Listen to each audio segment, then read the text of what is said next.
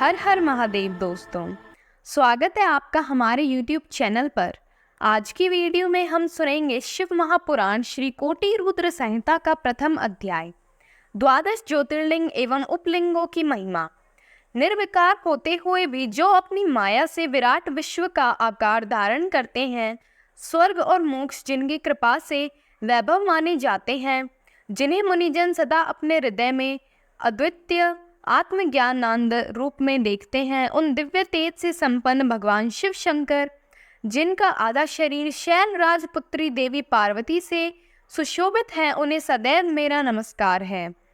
जिसकी कृपा पूर्ण चितवन सुंदर है, जिनका मुख सदैव मंद मुस्कान की छटा से मनोहर है, चंद्रमा की कलाएं जिनके स्वरूप को निर्मल उज्जवल करती हैं, जो त्रितापों आदि भौतिक आदि दैविक तथा आध्यात्मिक को शांत करते हैं, जिनका स्वरूप सच्चिन्मय एवं परमानंद रूप से प्रकाशित होता है, जो सदा गिरिराज नंदिनी पार्वती के साथ विराजते हैं, वे शिव नाम तेज पुंज सबके मंगल करें।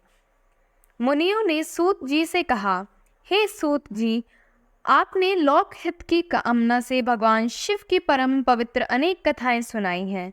शिव जी के महात्म्य की कथा रूपी अमृत का पान करते करते भला कौन पुरुष तृप्त हो सकता है।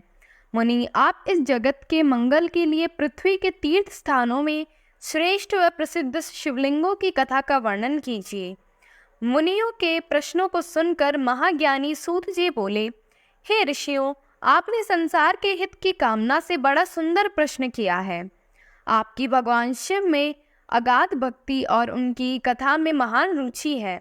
आपकी इच्छा के अनुसार मैं आपको शिव जी की उत्तम कथा सुनाता हूँ। भगवान शिव के लिंगों की गणना तो असंभव है। उनके असंख्य लिंग पूरे ब्रह्मांड में फैले हुए हैं। अब मैं आपको मुख्य लिंगों की कथा सुनाता हूँ। सौराष्ट्र में सोमनाथ जी, श्री शैल में मल्लिकार्जुन, उज्जैन में महाकालेश्वर, ओंकार जी में परमेश्वर, हिमालय पर्वत पर केदार, डाकिनी देश में भीमशंकर, काशी में विश्वनाथ जी, गोमती नदी के तट पर त्र्यंबकेश्वर, सेतुबंध में रामेश्वर एवं शिवालय में घुश्मेश्वर नामक 12 ज्योतिर्लिंग विद्यमान हैं। जो मनुष्य प्रातः उठकर इन 12 ज्योतिर्लिंगों का स्मरण कर पूजा व उपासना करता है, उसके सभी पाप नष्ट हो जाते हैं और सभी कामनाएं एवं मनोरथ सिद्ध हो जाते हैं। इन ज्योतिर्लिंगों पर चढ़ा हुआ नैवेद्य का प्रसाद ग्रहण करने से मनुष्य के सभी पाप नष्ट हो जाते हैं तथा समस्त भोगों को भोग कर वह मोक्ष को प्राप्त होते हैं।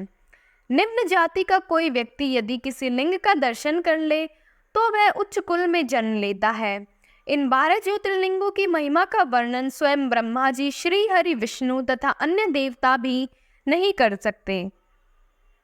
धरती और समुद्र के मिलने वाले स्थान पर सोमेश्वर जी का अनकेश नामक लिंग है। मल्लिकार्जुन से प्रकट रुद्रेश्वर नामक उपलिंग जग प्रसिद्ध है और भृगु में स्थित है। नर्मदा नदी के तट पर स्थित महाकाल शिवलिंग का दुग्धेश नाम उपलिंग है, जो सुख देने वाला है। इसी प्रकार ओंकारेश्वर का उपलिंग कर्दमेश्वर नाम से बिंदु सरोवर के तट पर है। केदारेश्वर का उपलिंग भूतेश्वर नाम से यमुना नदी के तट पर है। यह पापों का नाश करता है। भीमेश्वर उपलिंग भीम शंकर नामक ज्योतिर्लिंग का है और सह पर्वत पर स्थित है। नागेश्वर का उपलिंग मल्लिका सरस्वती तट पर भूतेश्वर नाम से प्रसिद्ध है और रामेश्वर में घुश्मेश्वर लिंग के उपलिंग के रूप में व्याघ्रेश्वर लिंग स्थित है।